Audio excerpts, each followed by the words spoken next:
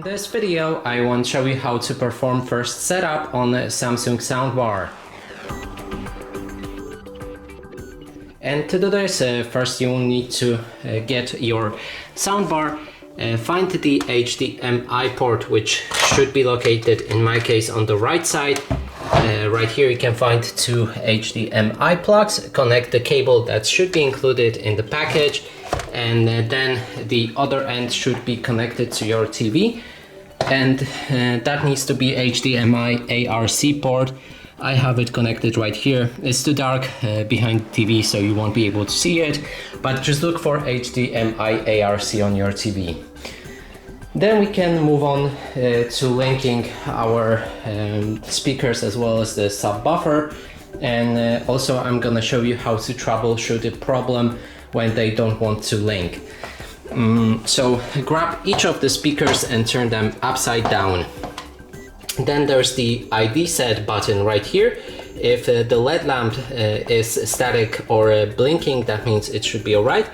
But if you have a red light, then just click and hold this button for 5 seconds.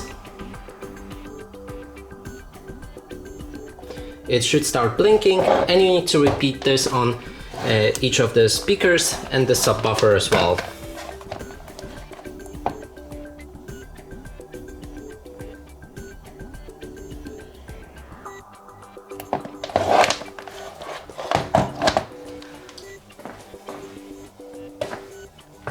On the subwoofer you can find the button right there.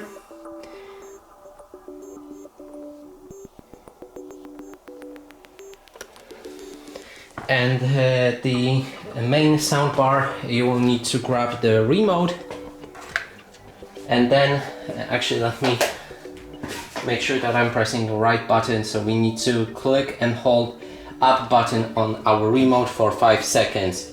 That means it's this button right here. Hold it for 5 seconds.